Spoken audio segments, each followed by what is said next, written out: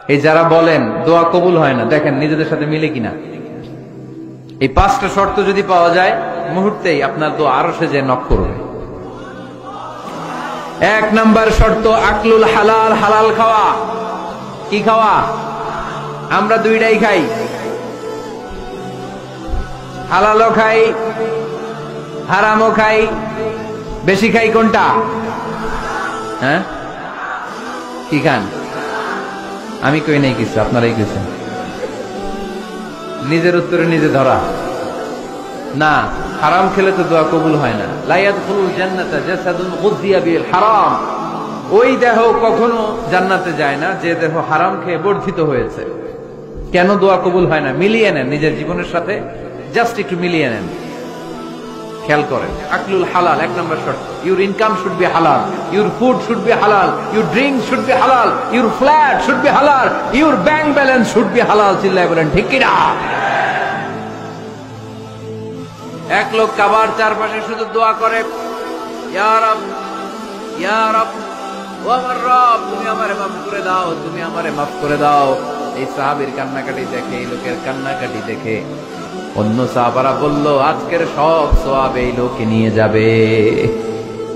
সব সওয়াব তো আজকে ওনার। এর দোয়া কবুল। আল্লাহর হাবিব বললেন, ওয়া মাতআমুহু হারাম, ও যা খায় হারাম খায়। ওয়া মাশরাবুহু হারাম, যা পান করে হারাম।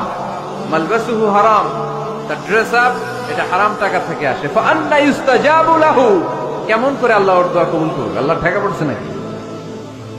ইন্নাল্লাহা তাইয়্যিব লা ইয়াকবালু ইল্লা তাইয়্যিবা।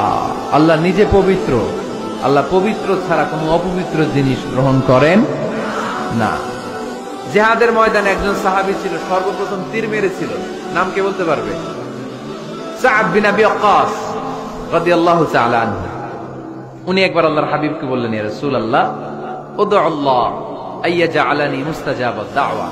ও নবী, আপনি তো দোয়া করলে কবুল হয়, আপনি একটু আমার জন্য দোয়া করেন, আল্লাহ যেন আমারে মুস্তাজাবুদ দাওয়া বানিয়ে দেয়।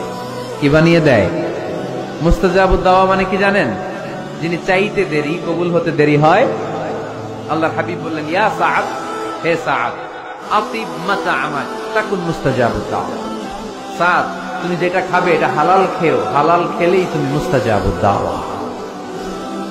সুবহানাল্লাহ পড়বেন না?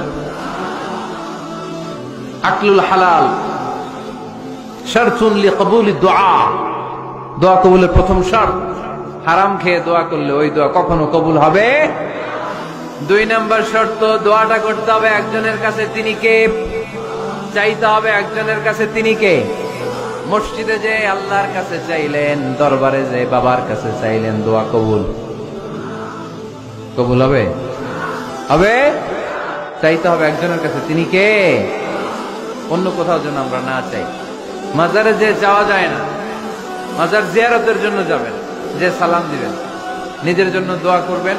কবরে শুয়ে একবার বিচ্ছু পোকা কামড় দিল, প্রচন্ড ব্যথায় বিশ্বনবী কাঁদছেন, জেগে গেলেন আর বললেন, ও বিচ্ছু, মানুষও চিনোস না, নবীও চিনোস না, কোথায় কামড় দিবি, জায়গা পেলি না।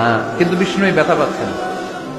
আম্মা জান আয়েশাকে বললেন, রাদিয়াল্লাহু তাআলা আনহাকে বললেন, লবণের পানি নিয়ে আসো, গরম দাও, ভালো। উনি আরাম পাচ্ছেন আর সূরা ইখলাস পড়ে ফু দিতে লাগলেন, ফাতিহা পড়ে ফু দিতে লাগলেন।